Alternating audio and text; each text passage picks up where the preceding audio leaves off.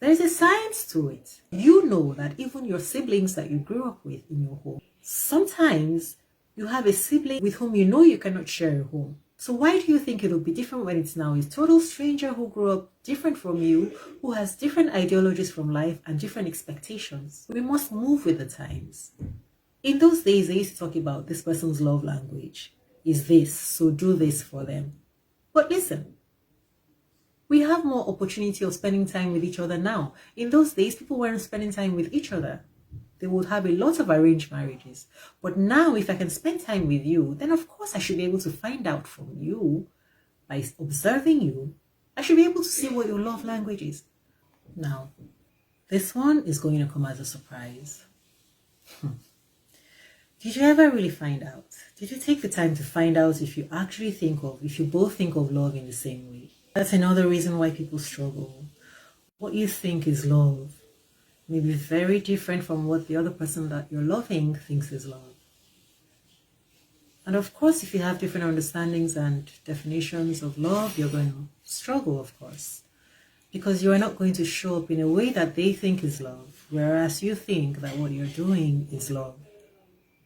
I know a guy who believes that part of how he can tell whether a woman loves him or not is if she supports everything he does, even when he's wrong, even if he breaks the law. And I'm sure that there is a possibility that someone watching this also thinks that. And I know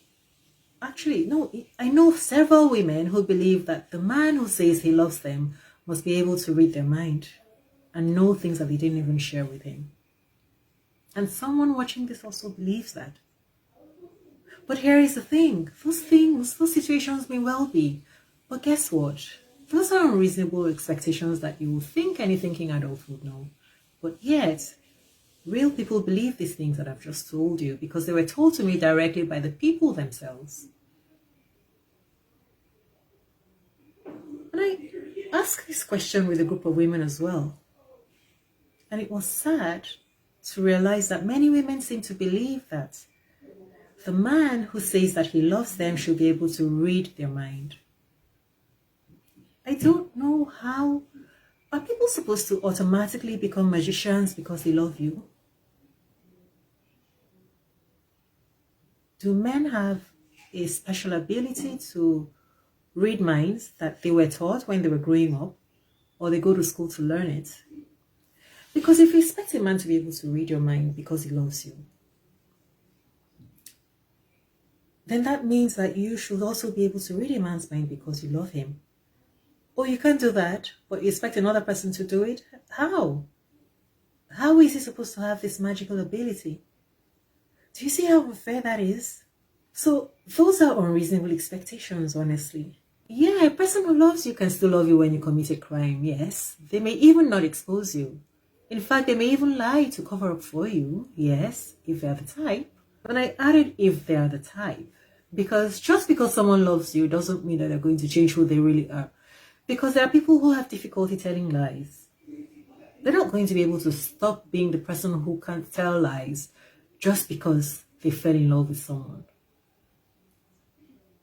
Don't transfer your own abilities to the next person.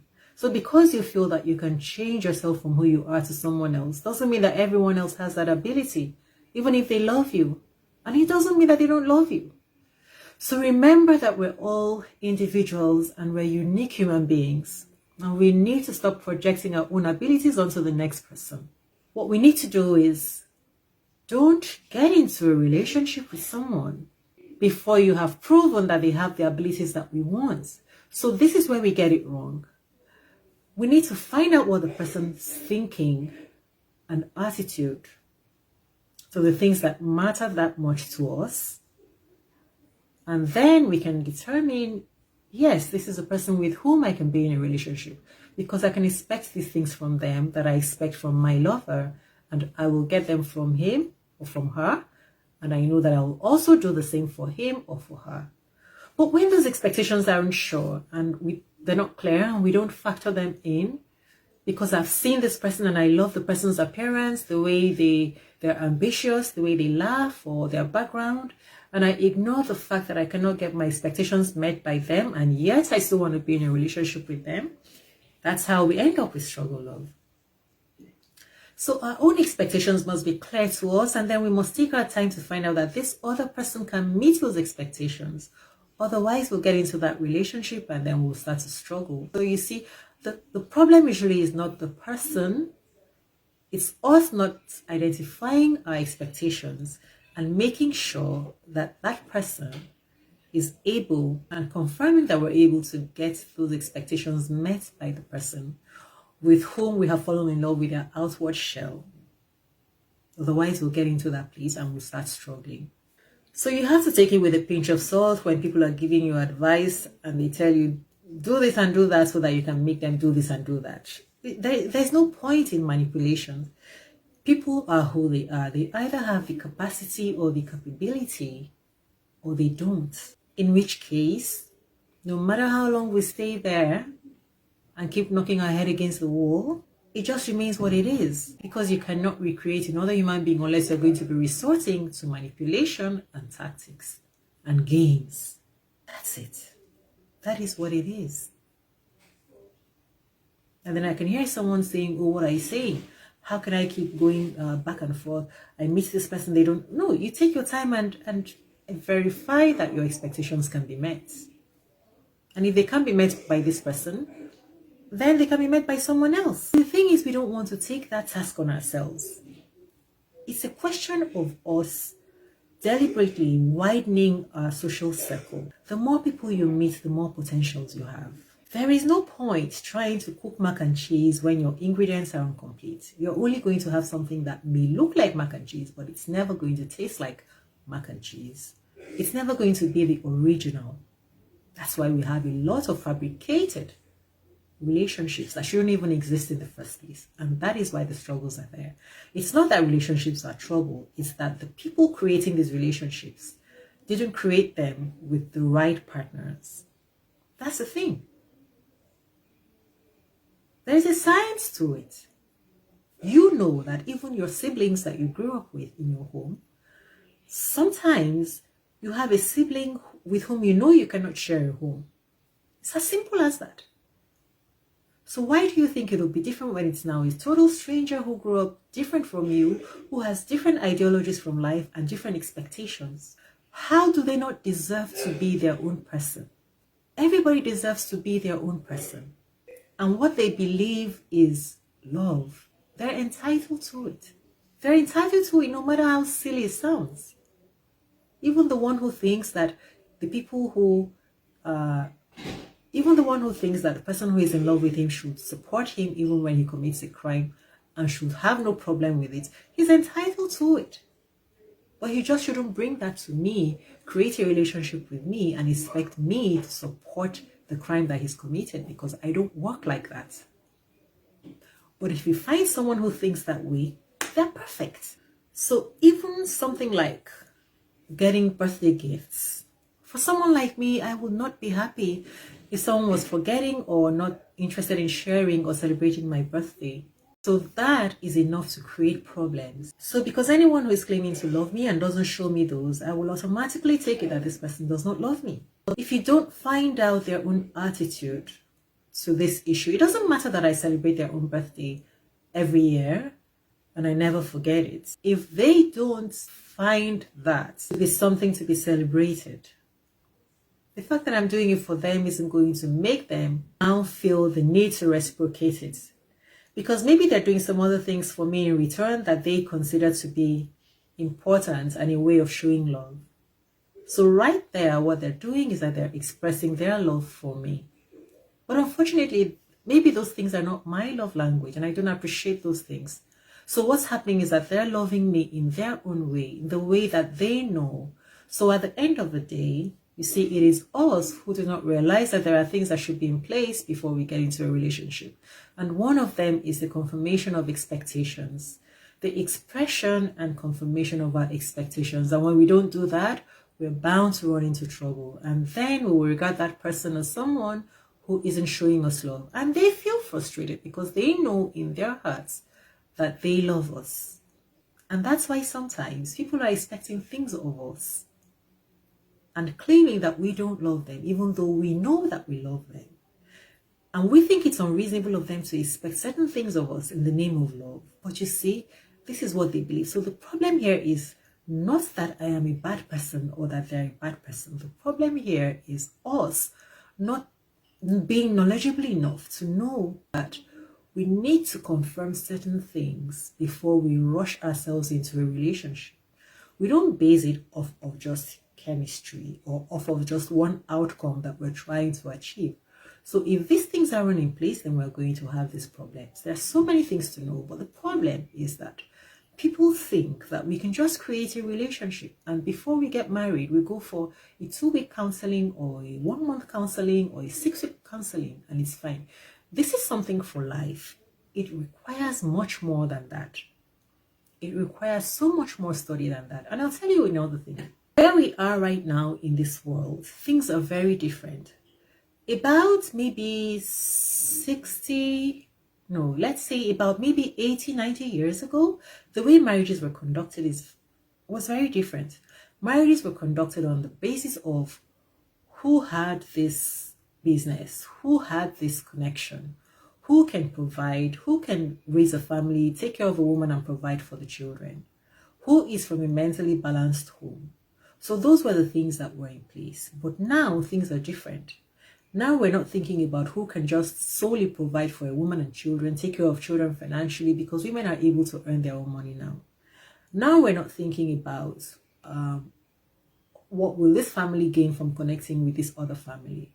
Now there's so much more involved here. Now there is the issue of my needs being met, my feelings of love and romance being met and being reciprocated. And that people have not formally factored this into the idea of marriages that were constituted. A marriage was constituted many years ago. Over 100 years ago, people started getting married. But the ideas of love and reciprocity and my needs and all those things being met are not always part of the considerations at that time. So now we're in a unique place in the world. We're a unique place and time in life where things have changed. And now we're adapting.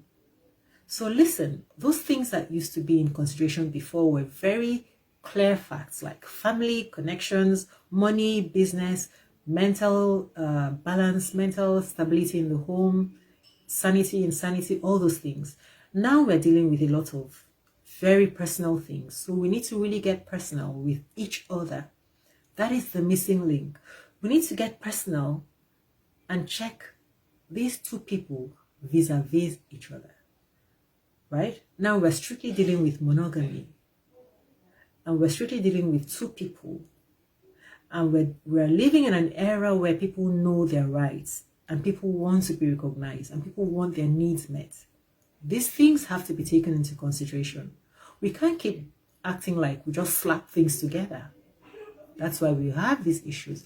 So it's no surprise that we have so many marriages. It's no surprise that we have so many divorces now. And it's no surprise that we have so many relationship issues now. Because we're dealing with relationships on the parties' individual personal needs. And yet we're not taking those things into cognizance in creating these relationships. Then there's no way it can work. There's no way it can work because the ingredients necessary for the types of relationships that we're having in this day and era must be given the weight that they require. Otherwise, we have what we have. And so the thoughts that were being used 40 years ago, 30 years ago, still being used today, cannot give us the results that we want. We must move with the times. In those days, they used to talk about this person's love language is this, so do this for them. But listen, we have more opportunity of spending time with each other now. In those days, people weren't spending time with each other. They would have a lot of arranged marriages. But now, if I can spend time with you, then of course I should be able to find out from you, by observing you, I should be able to see what your love language is and see if it's something that I can meet up with, and vice versa. And if we can't, then right there, we know that we're going to have issues. We need to stop pretending that the issues aren't right there, glaring, staring at us. They're right there, but we're not taking the time. And some people are taking the time. And those are the ones who have success. So unfortunately, the way it's looking is that a lot of us are rushing into this thing and we're going to be facing these problems. Now, what we're going to do with the problems, it's only the bold that can handle the next steps. So not everyone can do changing who they really are and the way that they do things in order to adapt to make their partner happy. So this is an essential thing that we need to find out from the person that we're going to be dating now. Is it someone who is willing? Is it someone for whom a relationship is that important that they're willing to change and adapt to suit my love language? And I need to let them know what my love language is. We need to exchange this information. We need to know what our expectations are. We need to know how far is this person willing to stoop for me? How far is this person willing to sacrifice? How far is this person willing to make changes for me, to make me happy? Both ways. That's an essential component of relationships that must be figured out in the beginning. So we need to remember that just because I can change and adapt and adopt what that person's love language is, does not necessarily mean that they can. So we need to figure out from the get-go, can they? Are they willing? So express your expectations ahead of time. That's a big lesson. Express your expectations about love. How would you feel loved? What is love to you?